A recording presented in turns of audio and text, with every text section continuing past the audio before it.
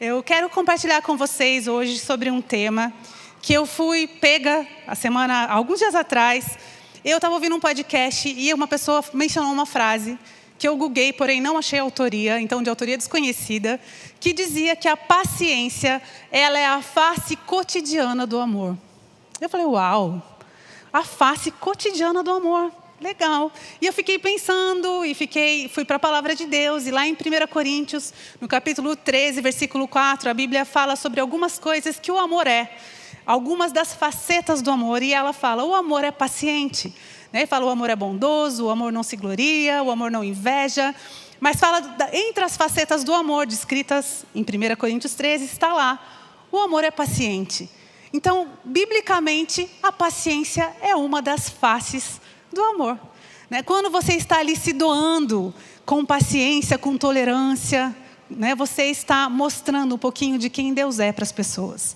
Você está servindo as pessoas. E muitos que estão à nossa volta, eles são abençoados quando a gente consegue servi-los dessa forma. As crianças são abençoadas quando tem pais pacientes. Os adolescentes, os adultos, os mais velhos, a gente mesmo. É tão ruim quando você vai para um atendimento, que você pega uma pessoa estressada, sem paciência com você. Né? Às vezes você vai fazer algumas coisas novas e você, às vezes, não sabe o passo a passo direito e você pega alguém ali, tolerância zero, e você fala, poxa, né, meu dia poderia ter sido um pouquinho melhor, se tivesse só um pouquinho de paciência do outro lado, de tolerância. Então, eu quero falar um pouquinho com vocês sobre isso. A paciência é algo que a Bíblia, né, nos chama para praticar. Ela é algo que pode ser adquirida. Não tem para comprar, infelizmente. Né? Não dá para comprar online, não dá para comprar em nenhuma lojinha.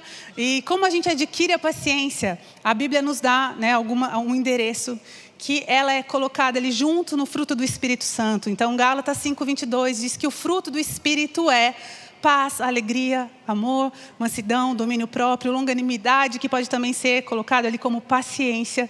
Né? Então, ela está ali. E todo o fruto do Espírito pode ser manifestado nas nossas vidas quando nós nos relacionamos com Deus. Então, onde se adquire e onde se aperfeiçoa a paciência é na presença de Deus, no nosso relacionamento com Ele. Né? Quando a gente se enche dEle e alguém vem e pisa no nosso calo, o que a gente vai transbordar é o que veio dele.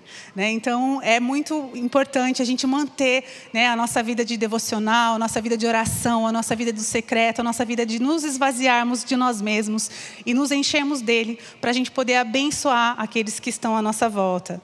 A paciência é também uma característica dos filhos de Deus. Lá em Colossenses 3, no versículo 12, a Bíblia diz assim: portanto, como povo escolhido de Deus, santo e amado, revistam-se de profunda compaixão, de bondade, de humildade, de mansidão e paciência. Então, nós que somos filhos de Deus, nós que somos o povo, né, escolhido dele, nós nos revestimos de paciência. Nós recebemos do alto, nós nos cobrimos dessa paciência para poder amar e servir as pessoas. Né, para podermos realmente transbordar dessa cara cotidiana do amor, de a gente amar as pessoas dessa forma. A paciência é também o fruto da sabedoria. Lá em Provérbios 19:11 diz assim: a sabedoria do homem lhe dá paciência. Uau, hein? Então, os mais sábios, os mais vividos, normalmente eles se tornam mais pacientes. Vocês já repararam nisso? Porque a sabedoria, ela dá esse fruto também na nossa vida. E aí fala aqui que a sabedoria, a sua glória é ignorar as ofensas. Olha que maravilha, né? Então, amadurecer tem um lado muito bom. A gente envelhece, tem que conseguir também ter maturidade, porque envelhecimento não é sinônimo de maturidade. Que a gente possa envelhecer e ter o ganho do envelhecimento, senão a gente fica só com as coisas que despenca e tudo mais, e ainda não usufrui do benefício de envelhecer, que deve ser a maturidade, que deve brotar em nós. Né? Então, glória a Deus pela sabedoria que nos leva a esse lugar de mais calmaria.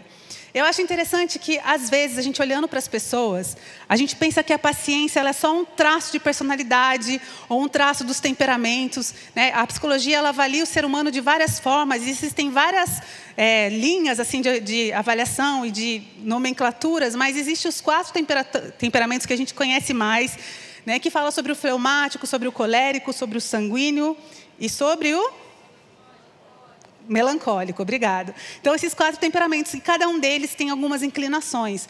O temperamento colérico, ele é aquele do líder, do barraqueiro, do pavio curto, que é aquele que desbrava os caminhos. Essas são as características. Cada pessoa pode ter uma parte de um temperamento, uma parte de outro. Mas quando a gente olha alguém paciente, eu que gosto muito dessa parte dos temperamentos e já li muito sobre isso, já fiz vários testes pessoais, coletivos. Então, quando eu olho alguém calmo, eu falo, ele deve ser fleumático. Porque ele é uma pessoa muito tranquila, muito good vibes, de bem com a vida, deve ter essa fleuma nele.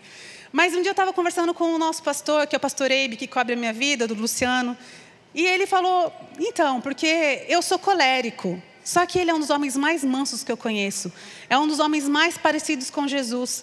E quando ele falou que ele era colérico, eu tive a ousadia de fazer, pastor, acho que o senhor não leu bem a característica dos temperamentos.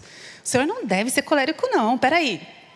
Quais são as características do colérico? Eu fui lá fazer teste no meu pastor. Olha que ousadia. Fui. Falei, como que é um colérico para você?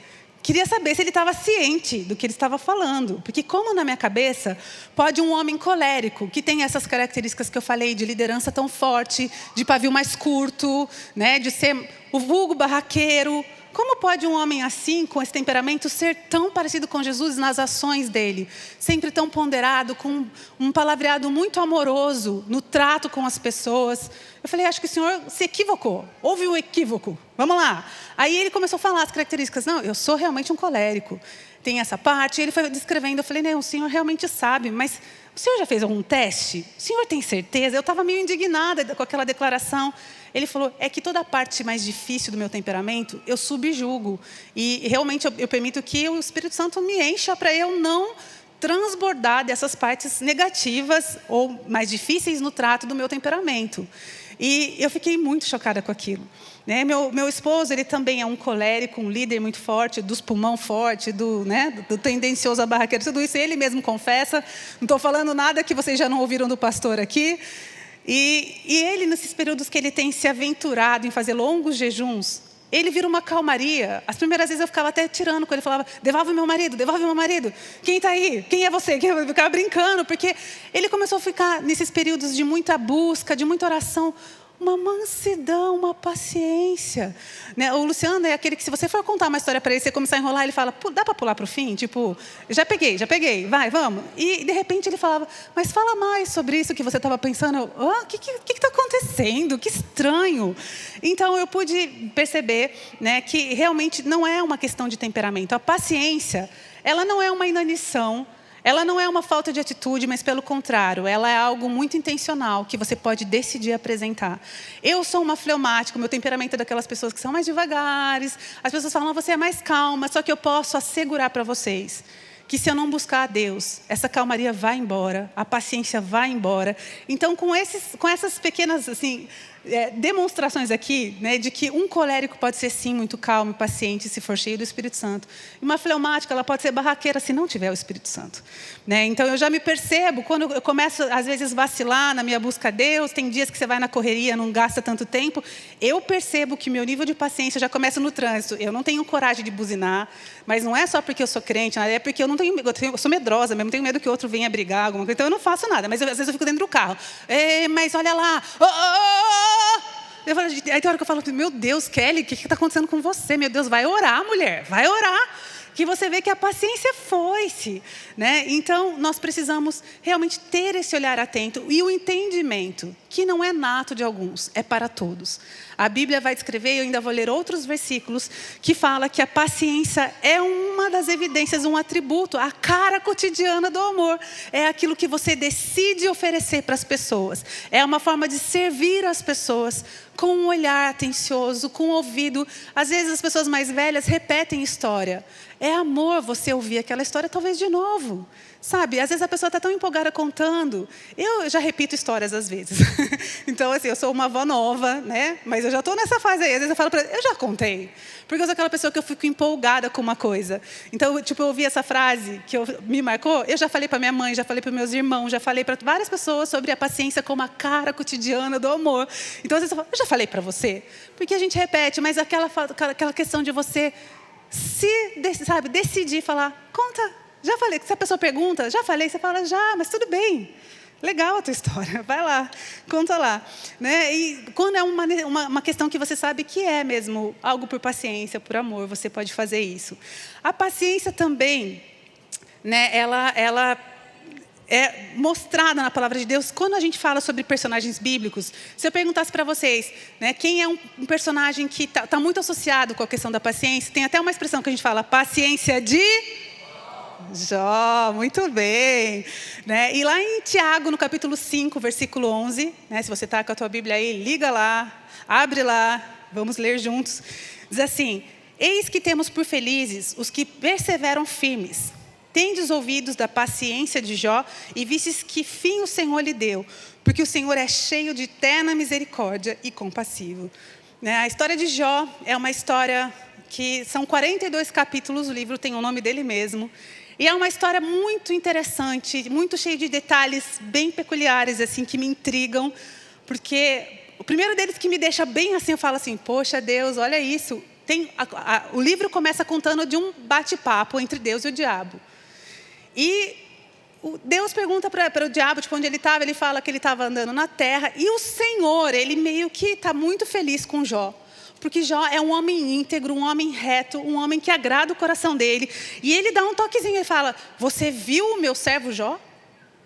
Ele põe a mira na testa do Jó e fala, ô Senhor, ele estava tão bonitinho lá, deixasse quieto o pobre de Jó, estava se dedicando. Era um homem temeroso, um homem cuidadoso. A Bíblia fala que ele oferecia sacrifício pelos filhos com medo de que os filhos tivessem pecado em algo que eles desconhecessem. Era um homem que queria muito a amizade com Deus. Era um homem que era muito realmente zeloso. E Deus reconhece essas características. E ele fala, tá lá, olha o meu servo, você prestou atenção nele? E o diabo fala, mas é fácil ser assim. É fácil ele ser um homem tão fiel, porque a vida dele é muito abençoada. O Senhor cercou ele com um muro de proteção. Ele está ali com muitas bênçãos, próspero. É muito fácil. E Deus fala, Você acha que é por isso? Então eu te autorizo a tocar na vida dele. Vai lá, toca. E aí começa uma desgraceira na vida de Jó. Eu não sei quantos já leram, né, os 42 capítulos, eu quero convidar você a ler, porque é um livro que, né, ele mexe com o nosso coração de várias formas, porque trata de crises que todos nós passamos, quando a gente leva algumas negativas de Deus, e é um livro muito abençoador. Mas aí quando é dada a largada e o diabo começa lá a fazer o trabalho dele, vão chegando muito rapidamente alguns relatos até Jó. Chegam alguns servos falando, olha, a sua propriedade foi atacada, os animais morreram. Já chega outro na sequência falando, olha, os seus filhos estavam reunidos todos numa casa comendo. Teve um vento muito forte, derrubou a casa, todos morreram. E de repente ele recebe uma enxurrada de notícias ruins. E aí ele mostra uma característica que todos nós devemos ter, que é o primeiro tópico dessa ministração, que é seja paciente nas tribulações. Ele mostrou uma paciência, mas vejamos, não uma paciência, como eu falei, uma inanição, e ficar lá, tipo, fingindo de morto, quando tudo vai muito mal, mas não. Ele tomou uma decisão, que ele não desonraria o Deus que ele acreditava, mesmo em meio às lutas. E a primeira declaração, quando começam a vir contar que as coisas estavam indo muito mal, ele abre a sua boca para responder, ele fala assim, depois do relato dos filhos, das propriedades e tudo, dos animais que morreram, que foram roubados, e teve um monte de coisas ruins, ele fala, nu eu saí do ventre da minha mãe e nu partirei. O Senhor o deu, o Senhor o levou, louvado seja o nome do Senhor. Em tudo isso, Jó não pecou e não culpou a Deus de coisa alguma. Essa foi a primeira bordoada que ele recebeu, assim, que foram muitas notícias. E você vê que ele se posiciona de uma forma que, esse texto é muito lido em velório, esse texto é muito lido em algumas situações de perda, porque nós não somos programados para perder. Nós não gostamos de perder nada. Não sei se você já foi assaltado. Eu já passei por essa experiência, uma indignação. Você fala, como que a pessoa vem e leva o que é meu? Como que eu perco assim?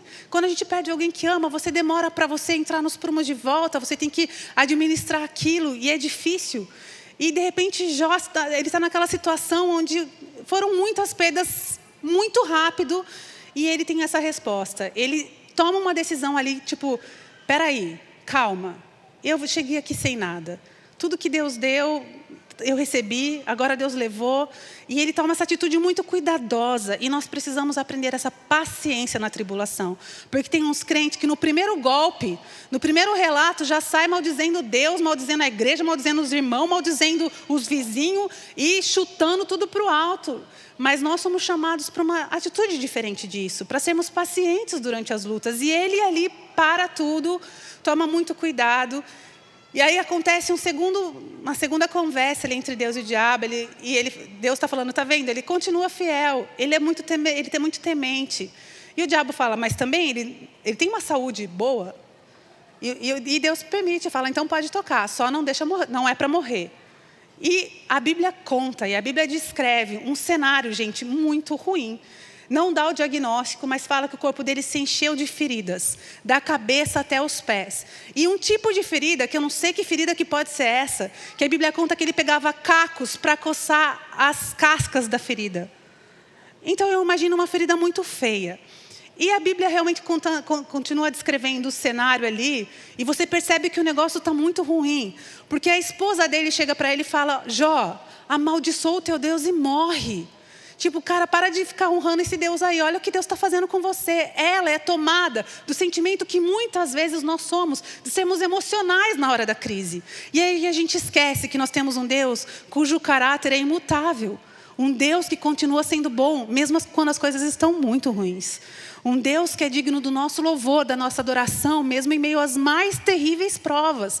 E muitas vezes nós somos essa mulher de Jó que fala, desiste. Cara, está muito difícil, olha para você. E ele olha para ela e ele dá uma resposta. Ele fala, você fala como uma insensata. Em outras versões fala, você fala como uma louca. E eu não vejo desamor aqui, porque eu vejo um homem realmente olhando para a situação, quem está todo enferidado é ele. Ele olha para ela e fala, você está falando como uma insensata. Ele falou, nós aceitaremos o bem dado por Deus, mas não o mal. E em tudo isso Jó não pecou com os seus lábios, diz as Escrituras.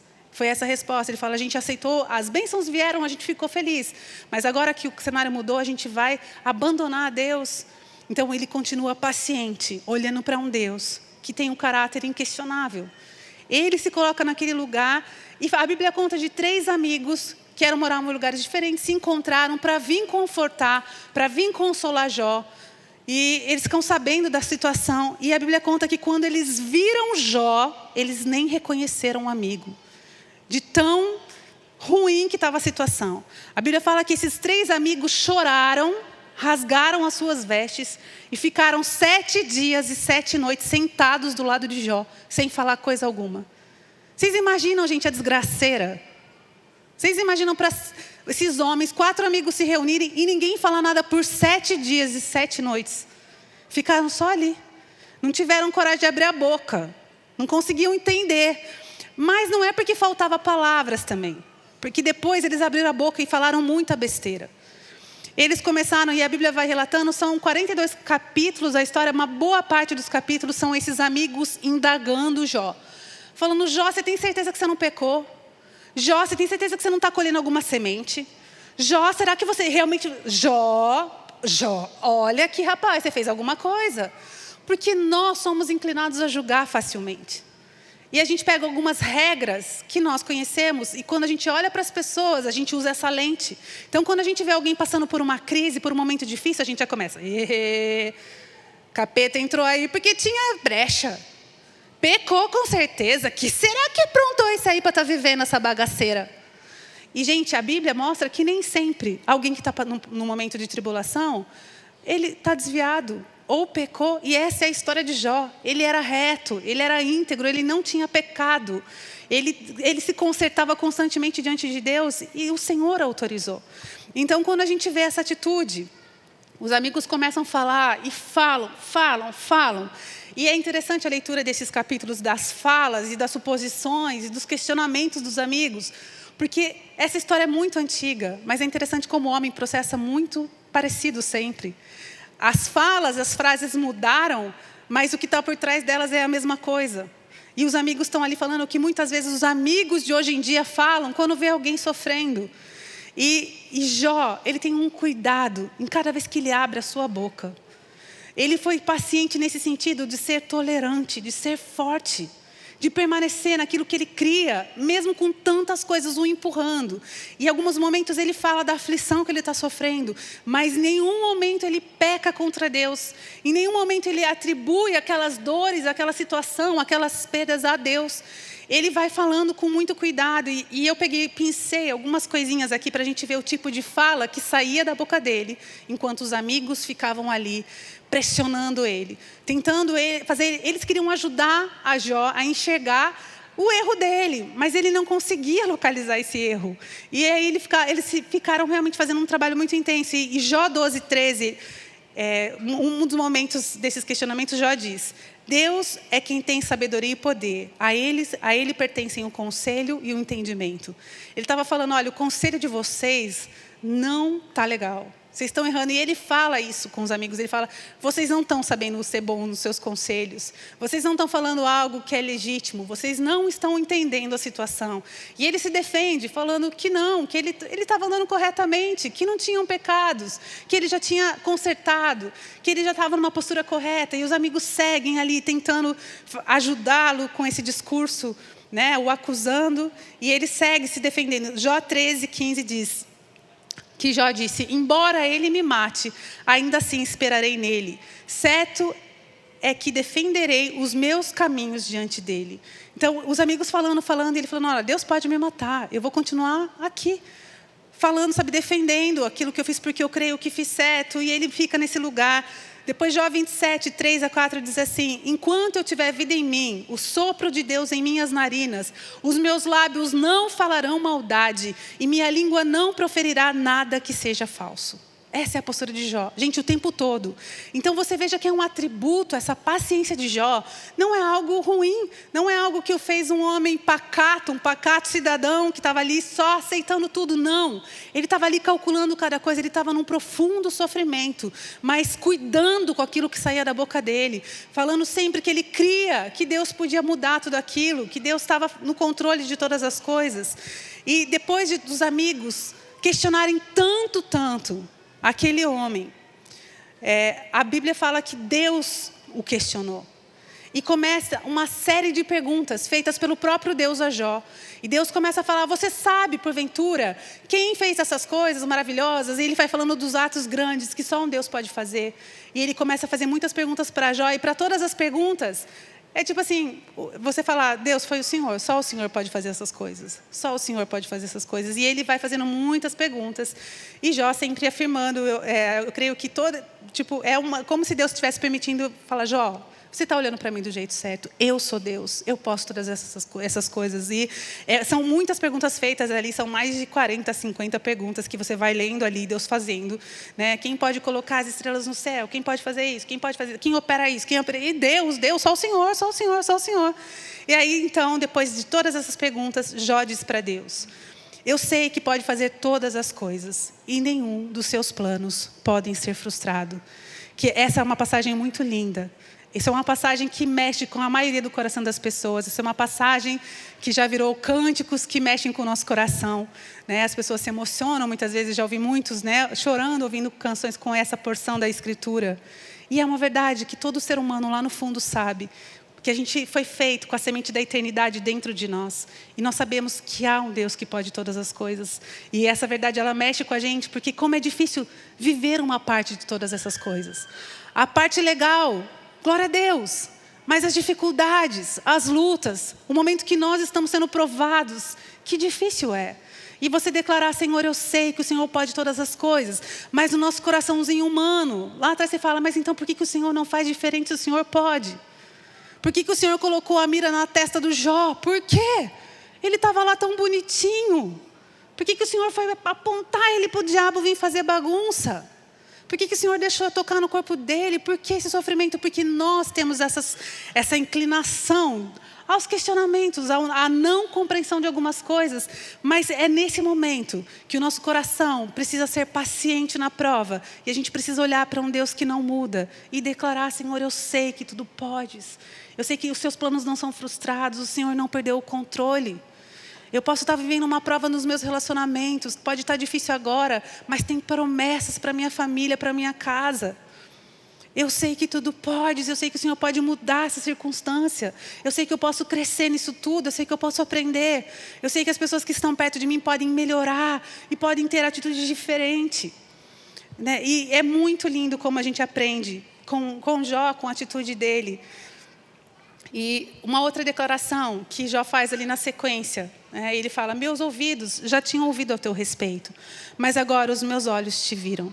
Estou lendo a NVI, né? E tem algumas versões que dizem, né? Antes eu te conhecia de ouvir falar, mas agora de contigo estar. O que acontece nas provas, na tribulação, é que se a gente se lança para Deus, se a gente ousa confiar no caráter irrepreensível dele, no poder que ele tem para transformar, né, as nossas batalhas em vitória, a gente vai conhecer a Deus de um jeito novo. E o ganho nem sempre é a cura. Porque, naturalmente, a gente só vê vitória se a doença foi curada. Sabe, se algumas coisas foram revertidas, mas o que Deus vê é diferente daquilo que a gente enxerga, porque Deus vê a eternidade. Deus nos ama e Ele quer a gente com Ele eternamente. Enquanto a gente está preso em tantas coisas aqui que passam, Deus está preocupado de a gente estar eternamente com Ele. E algumas mudanças, às vezes, dentro da gente, a gente resiste tanto a um Deus amoroso, que às vezes tem caminhos mais fáceis de nos transformar, mas a gente rejeita esses caminhos.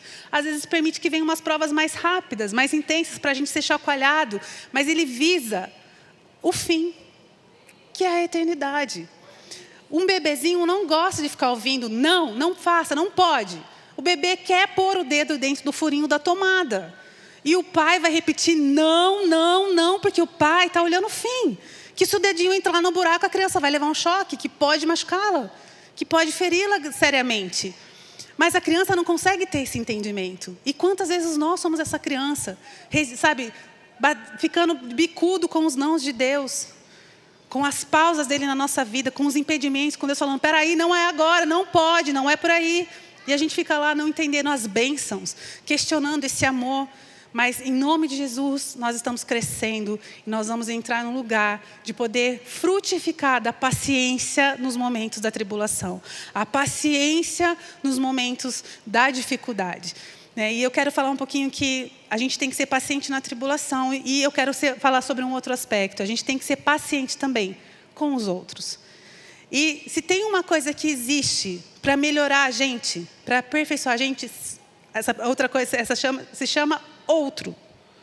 Outro, qualquer outro, vai fazer você crescer, vai fazer você ser aperfeiçoado. Porque nós somos feitos de uma forma muito linda. Cada um de uma forma única, cada um tem a sua própria identidade, a sua própria marca de impressão digital, exclusiva. Nós temos uma forma de olhar para o mundo que é muito pessoal, que é fruto das nossas experiências, que é fruto, né, de tudo que nós pudemos ler emocionalmente, naturalmente, aquilo que a gente experimentou. Mas a outra pessoa que está do nosso lado, igualmente, também é um ser único. E juntar seres únicos sempre é um pouquinho, né, tem os seus conflitos. É difícil a gente lidar com o outro. O outro existe para nos aperfeiçoar. Porque, acredite, nós somos melhorados quando nós encontramos com outros.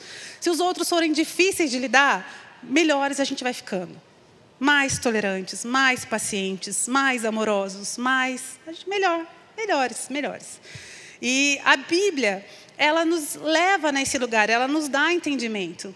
Eu me lembro de como, quando a gente tem filhos pequenos, a gente é tão cobrada nisso. Eu me lembro que, quando o meu filho estava para nascer, foi um dos momentos que eu fui muito chamada para exercer esse momento de descanso em Deus. O parto do Israel foi uma das maiores provas que eu já tive na minha vida. A gente já contou essa história, alguns de vocês conhecem, mas eu orava pelos meus filhos, desde que eu me converti aos 15 anos, eu orava muito pelos meus filhos. Eu fazia magistério, então eu era professora, eu sempre amei crianças, eu sempre sonhei com isso. Abençoava os meus filhos, lia livros de educação de filhos desde os 15 anos. E quando me casei, eu já queria engravidar logo que eu casei. O Luciano falava, espera um pouco, mulher, segura. Eu posso ser mãe, vamos ter filhos, vamos povoar a terra, que lindo, vamos. Eu era essa pessoa. E então eu orava pelos meus filhos. E quando eu engravidei, todo dia, em posição de mãos na barriga, abençoava, profetizava e abençoava o parto, abençoava a cria, que ia ser tudo maravilhoso e lindo. E aí, quando chegou o momento do parto, eu achava lindo ler sobre, e eu fiquei esperando aquele momento de humilhação que toda mãe passa, que faz o xixi na calça, que a bolsa estoura. E eu achava isso lindo, eu falava, meu Deus, vai chegar o meu momento, eu vou fazer minha bolsa vai estourar, e vai ser, eu acho que não é xixi, vamos. Eu estava esperando por isso, mas isso não aconteceu. Um dos momentos estava se aproximando, e de repente eu comecei a ter uma hemorragia muito forte. Eu sabia que aquilo estava errado. Eu tinha lido sobre parto, eu defendia o parto natural, queria o parto normal, estava pronta para todos os sinais. Orava por esse momento, de repente, sangue, muito sangue, muito sangue. Eu falei, está errado. Não foi assim que eu imaginei. Eu ia fazer aquele xixi falso, estava tudo pronto, minha bolsa estava pronta há dias, eu estava preparada. E eu falei para o meu marido, eu falei, amor, nós temos que ir para o hospital agora. A gente chegou no hospital. E eu me lembro que o meu médico foi acionado. E ele era baixinho, bem branquinho, italiano, assim. Ele ficou sem cor. Quando ele me viu, ele viu o tanto de sangue que eu já tinha perdido, ele só pegou o telefone que estava do meu lado na cama e falou, emergência emergencial. Eu já tinha conhecimento suficiente, não precisava ser tão médico assim ou não, para saber que estava bem errado o cenário. E eu lembro que eu via o meu médico bem preocupado, eu vi o Luciano muito preocupado, e naquela hora eu tomei uma decisão. Eu falei, eu não tenho o que eu possa fazer agora, a não ser confiar que o Senhor está cuidando de tudo isso. E eu tomei essa decisão, eu me lembro de ter tomado essa decisão quando eu vi muito agito na minha volta. E quando eu decidi ser paciente na minha prova, falar, Senhor, eu vou esperar no Senhor. Eu vou crer que o Senhor vai cuidar da minha vida e da vida do meu filho. Eu entrego nas tuas mãos esse momento. Eu orei por ele. Está muito diferente daquilo que eu estava esperando, mas eu sei que o Senhor é poderoso para fazer diferente, né, do que aquilo que tudo parecendo naturalmente falando, está dando muito ruim. Mas eu creio que vai dar bom de algum jeito. O Senhor vai intervir nisso aqui. Isso vai ser bom, vai dar bom. E eu lembro que eu fiquei orando. E quando eu abri os meus olhos, eu via todo mundo correndo. E, gente, parecia que eu estava numa outra dimensão. E parecia que eu não estava no mesmo ritmo deles. A paz que excede todo entendimento, tipo, me encheu. Eu estava numa calmaria e eu não tinha tomado nenhuma droga, nenhum remédio, nada. Não tinha tomado nada. Eu estava ali, in natura, com aquele perrengue ali acontecendo. E eu estava calma, a calma que vem de Deus. Eu lembro que eu fui levada para o centro cirúrgico, e quando eles fizeram o parto, eu vi que o meu médico falou que eu tive um total descolamento de placenta, né? Isso significa que o bebê ficou mais ou menos 40 minutos pela conta dos médicos, sem respirar dentro da minha barriga. Eles estavam esperando um bebê morto, ou um bebê com várias sequelas. Então, quando eles tiraram, eu não tinha ouvido isso dos médicos, eu não sabia que poderia ter esse fim, mas eu sabia que estava tudo muito errado. Mas quando eles tiraram o bebê, o Israel estava bem roxinho, mas ele chorou, e ele foi feito aquele teste dos reflexos, e as notas foram boas. Ele deu o teste de Apgar, que chama 9, 10, os médicos falaram, está excelente. E o anestesista que não nos conhecia, nós éramos já pastores, o nosso médico sabia, esse anestesista não, ele falou, o santo deles é forte, hein? Aí o médico que nos conhecia falou, eles são pastores. Tipo, deu a deixa, assim, tipo, eles são pastores. Aí eu lembro que eu escutei isso e eu falei, o nosso santo é o santo dos santos, é forte mesmo, aleluia, ele está aqui. E eu lembro dessa coisa entre eles, essa comoção. Eu vi os olhares, eu vi a troca, todo mundo muito assustado. E a enfermeira, que estava no momento do parto, ela era da nossa igreja. Ela não conseguia disfarçar, porque ela ficou durante a cesárea no canto com os olhos assim. E uma cara, ela era bem alemãzona, ela ficou com os olhos muito... A cara dela era de desespero, eu tentava não olhar para ela. Porque eu falava, gente, está todo mundo entendendo o que está acontecendo aqui. Eu olhava para ela, eu via o próprio desespero estampado, eu via para o meu médico branco, tipo... E aí, quando o bebê chorou, todo mundo foi aliviando, houve essas declarações. E eu fiquei muito feliz, muito agradecida. O Israel, quando a gente voltava a essa clínica, ele era chamado Milagrinho, o pediatra era do mesmo lugar. Então, por muitas vezes, o Milagrinho visitou essa clínica e quando ele chegava, ele era celebrado pelos médicos, pelos enfermeiros. Falava, o Milagrinho chegou! O Milagrinho chegou!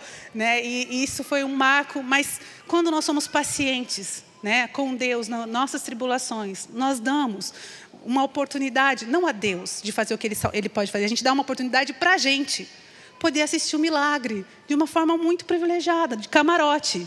Eu entreguei realmente a situação, eu não tinha o que fazer, a não ser confiar. Mas eu decidi naquela hora e Deus me deu graça para poder estar tranquila, mesmo com tudo acontecendo. E o que eu me dei de presente foi a oportunidade de ver um milagre num ritmo bem legal.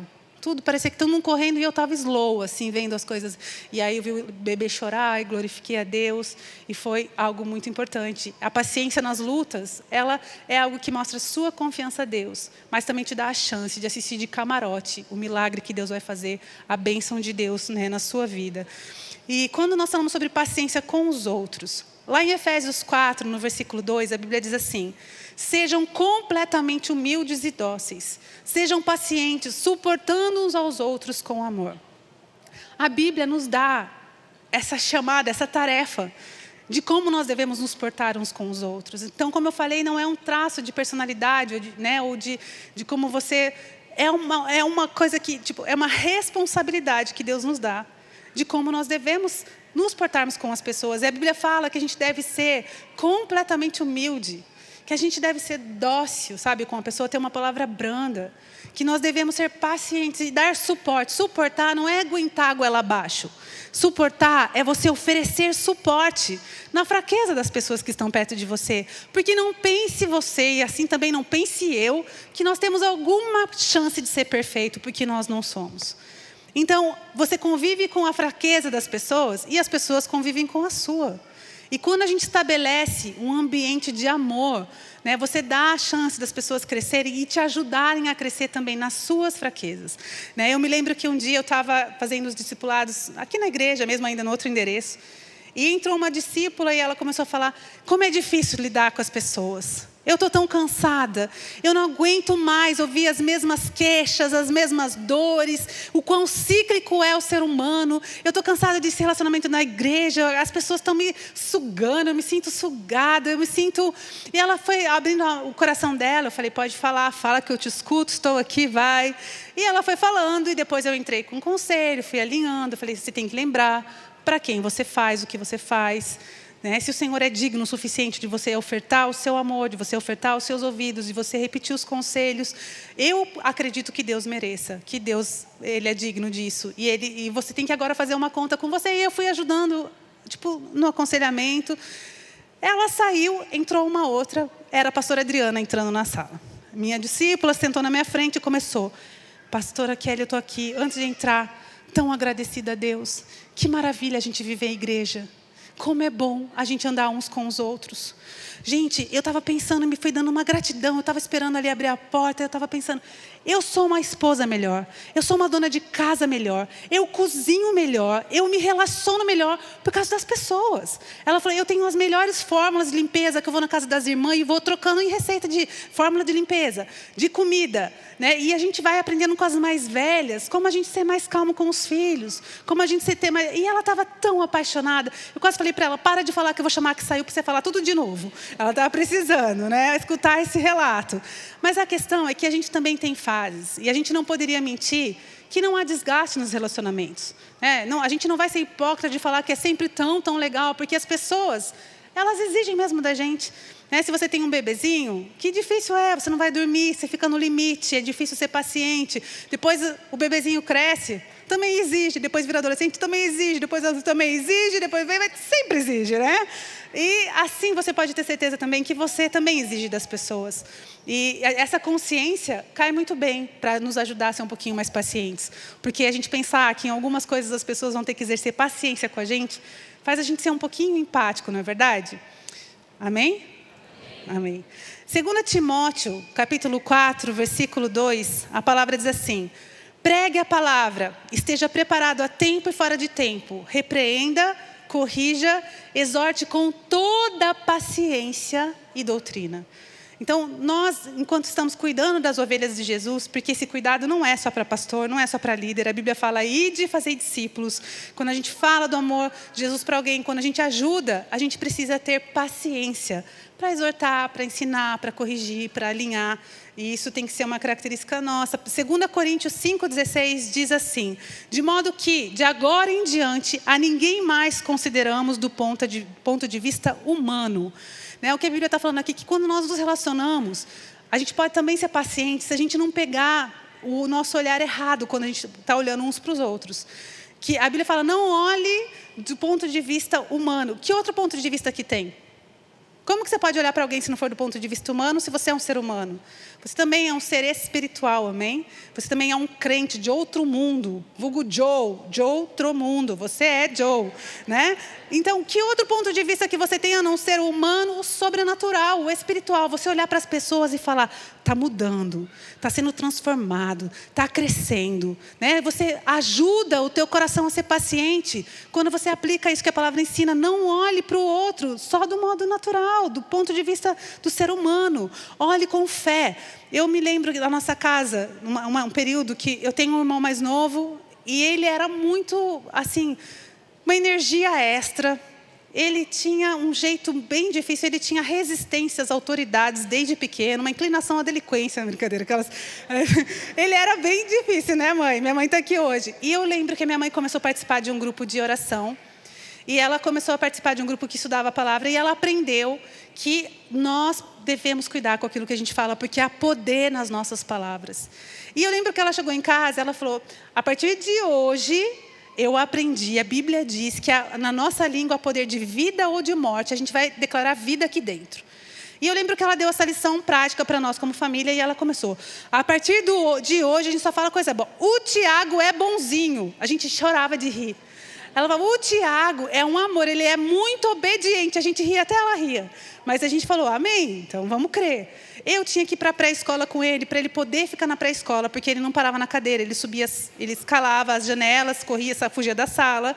E eu lembro que naquele ano, foi o ano que minha mãe teve esse ensinamento. Na metade do ano eu fui liberada, não precisava mais ir, porque ele ficava sentado na cadeira agora. E ele se tornou realmente uma criança muito obediente. Ele é um homem admirável, meu irmão. Eu sou mega fã dele.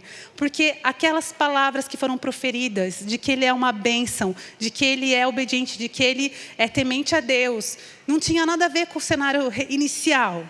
Mas quando nós declaramos vida, vida é gerada. E isso é a prática de você não olhar do ponto de vista humano. Porque o ponto de vista humano, é facinho a gente dar um relatório.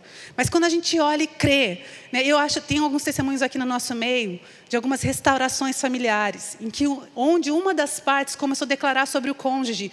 O meu cônjuge é uma pessoa cheia do Espírito Santo. Né? Ele é um homem temente, uma mulher temente, é paciente, é amável, tem uma boa fala, uma fala, sabe, inteligente. E essas palavras foram sendo declaradas ao ponto de transformar o andamento das famílias. Então, nós precisamos entender, né, que quando nós somos pacientes, nós abençoamos. E a gente pode gerar isso, né, no nosso meio. Quando nós erramos e nós não somos pacientes, nós estamos pecando, porque a Bíblia fala que nós devemos agir assim. Então, quando a gente erra, a gente tem que consertar. Né? E eu quero desafiar você. Eu me lembro que, enquanto os meus filhos cresciam, eu tinha dias que eu estava muito irritada. E eu lembro que de chegar para eles e falar, me perdoa, porque a mamãe não estava paciente hoje. Porque eu não dei a atenção que você merecia. E eu não sei, se a gente pudesse ter um pacientômetro aqui, e a gente distribuísse de 1 a 10, que notinha que está a sua paciência hoje? Veio louvando enquanto dirigia, veio bonitinho. Eu falei hoje de manhã do medidor de paciência, do pacientômetro, e o pastor Anderson falou, mas de 0 a 10 está fácil, tem que negativar, tem que dar uma chancinha para descer depois do 0 ainda, que às vezes está terrível o negócio. E ele falou, tem que corrigir esse termômetro, aí tem que ter -5, -6 de paciência. Né? E a gente até riu com essa brincadeira dele, mas a questão é, se você fosse hoje medir a tua paciência, está como? Né? Como que você está? Assim, e a gente tem dias bons, dias mais difíceis, mas é importante a gente entender que isso é um princípio bíblico. Não é só uma questão de temperamento, entendeu? É uma questão de você estabelecer isso como um alvo, porque a Bíblia nos fala, para a gente ser revestido de paciência, para a gente tratar uns aos outros dessa forma. Por isso, caiu tão bem no meu coração quando eu vi que a paciência é a cara cotidiana do amor, porque para mim isso é muito verdade. Eu amo conversar com pessoas pacientes para explicar, pacientes. Eu amo sobre os assuntos mais aleatórios. Quando eu acho alguém que me explica uma coisa que eu não entendia, eu fico tão agradecida, tão abençoada. Quando as pessoas têm paciência de ouvir você. Às vezes você vê que a pessoa está com um pouco de pressa, mas ela gasta um pouquinho mais. Para ser legal com você, para ser solícito. Isso é uma forma de refletir Deus na vida das pessoas. Deus é muito paciente conosco. Você consegue imaginar o tanto de paciência de Deus com você? Ele nunca desistiu de você. Ele está aqui hoje, né, falando com o teu coração, te chamando para algumas mudanças que vão fazer você ser mais parecidos com Ele. Ele nos ama demais, então que a gente possa, né, ter essa consciência. E quando nós somos pais, a gente precisa entender que a paciência vai também moldar a forma como os nossos filhos se relacionam. Eu me diverti muito nos anos que eu trabalhei como professora de pré-escola. Porque eu pensava assim, esses pais não têm a mínima ideia do quão expostos eles são pela existência dos seus filhos. Porque os filhos, eles vão imitar os seus pais. Então, tinha filhinho brincando, que ficava assim, no meio da brincadeira já falava assim, gente, imaginava como era a casa daquela criança. Né? Então, você imagina um menininho lá falando com a amiguinha, com a Gigi. Ô, Gigi, eu falei pra você que não é pra pôr a mão aí. Aí você fala assim, como que é o pai dessa criança? Como que é a mãe dessa criança? Gente, tá brincando na escolinha. Era para estar de buenas. Tá lá dando ordem. E tem uns que contavam. 1, 2. E é muito bonitinho você ver. E às vezes é triste. Porque você imagina que às vezes um ambiente totalmente desestruturado, ele não dá subsídio para que as crianças tenham saúde emocional. E isso é muito sério, gente. Nós somos responsáveis pela saúde emocional do ambiente que a gente convive. Porque a Bíblia fala que a palavra branda, ela desvia o furor. Se quando dois não querem, quando um não quer brigar, não dá barraco. Então a gente tem que ser responsável por isso, entender, né, que a paciência ela é um presente de Deus, porque a gente recebe dele mesmo quando a gente se relaciona com ele, mas ela é um presente que abençoa as outras pessoas e é algo que a gente deve demonstrar. Agora falamos sobre ser paciente na tribulação, paciente com os outros, e agora eu quero falar o terceiro e último aspecto, que você tem que ser paciente com você. Quão paciente você é com você mesmo? Né? Nós estamos constantemente em obras. E tem muitas pessoas tão frustradas consigo mesmas que elas estão passando, às vezes, crises muito fortes.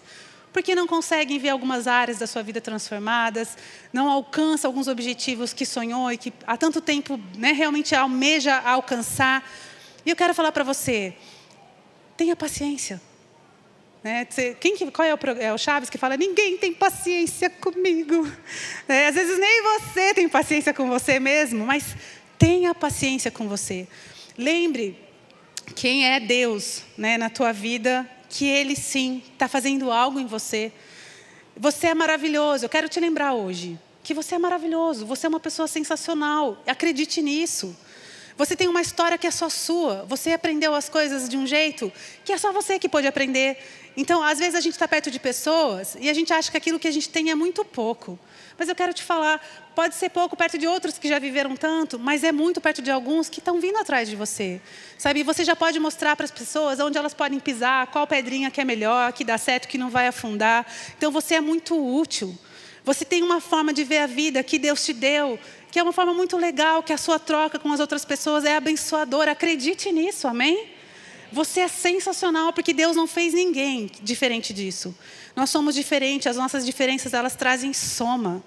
Né? A forma como a gente vê, eu lembro quando eu estava criando os nossos filhos junto com meu marido, gente, dois seres do planeta Terra, do mesmo país.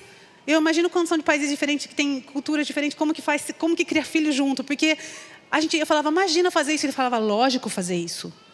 Eu falava, isso é terrível. Ele falava, isso é o melhor. E a gente só 2 pessoas. Então, como a gente tem que acreditar que depois, na soma, quando ele explicava por que ele acreditava daquele jeito, eu entrava porque eu achava, a gente conseguia trazer um equilíbrio. E os nossos filhos puderam crescer com o equilíbrio de um pai que é colérico, durão, e a mãe que é derretidinha. Educadora, pedagoga, mas às vezes esquece das teorias. Se olhar com o olhinho do gatinho do Shrek, já foi. Né? Então, o Luciano falava, cadê a pedagoga? Eu falava, ai meu Deus, deixa eu fazer certo, vai, tá bom. Mas essas diferenças são muito interessantes e você tem muito a contribuir. Seja paciente com você. Não seja cabeça dura. Deixa Deus tratar com você, deixa Deus se transformar, mas também não fique paralisado. Né? Hoje eu falei que as redes sociais, elas trazem muitas coisas boas e muitas coisas ruins. Porque as pessoas só mostram o melhor nas redes sociais. Às vezes a gente olha e fica achando que o grau de comparação, a gente é tão terrível porque a gente não vive algumas coisas que a gente vê. A gente tem que tomar cuidado. Porque, na verdade, ninguém vai mostrar os dias ruins. Algumas poucas pessoas falam de dificuldades nas redes sociais. E eu quero falar para você, você é sensacional, acredite nisso.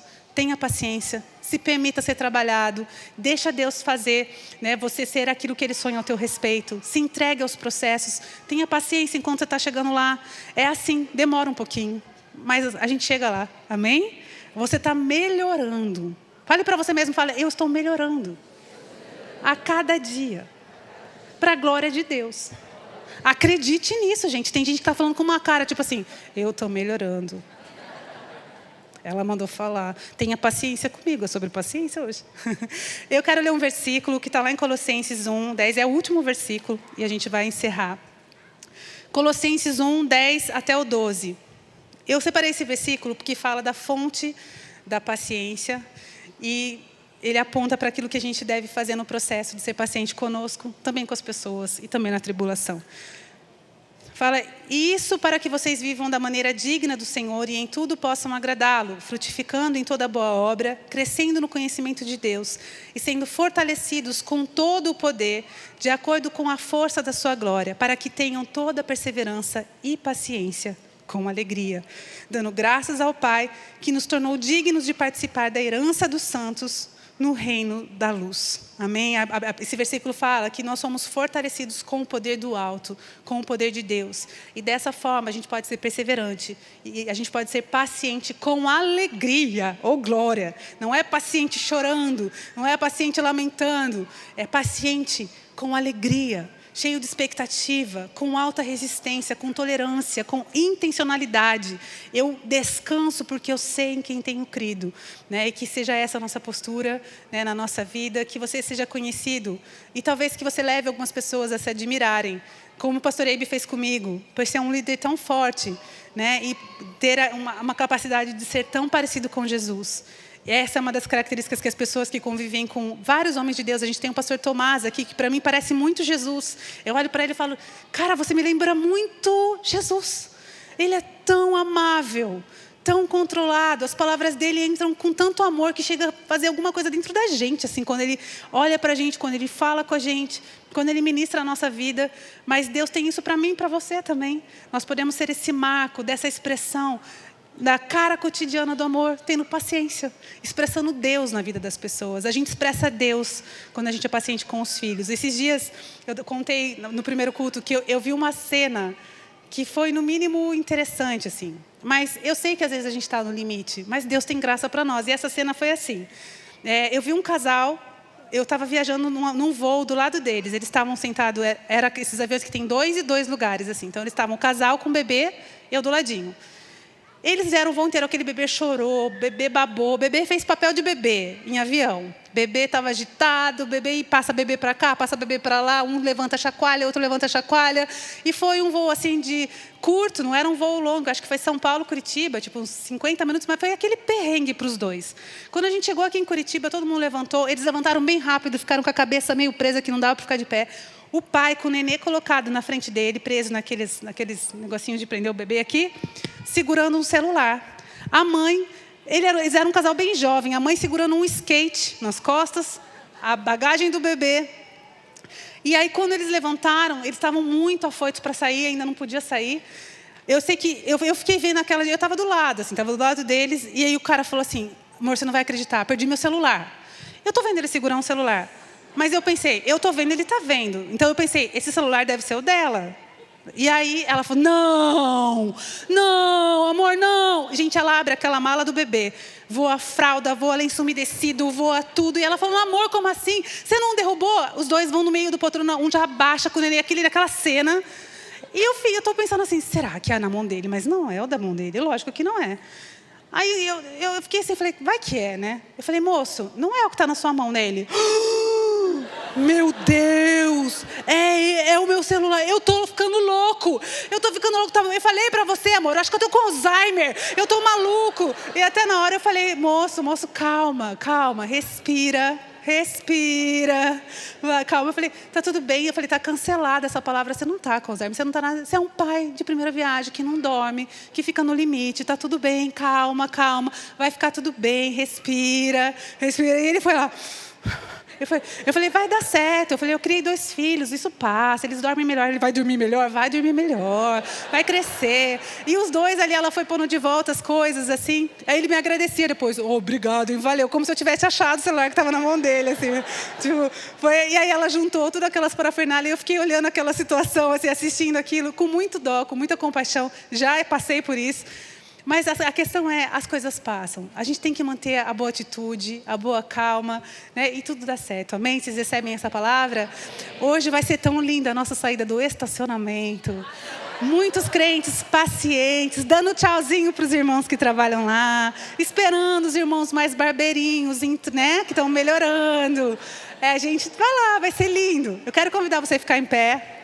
Nós vamos só orar para a gente estar encerrando.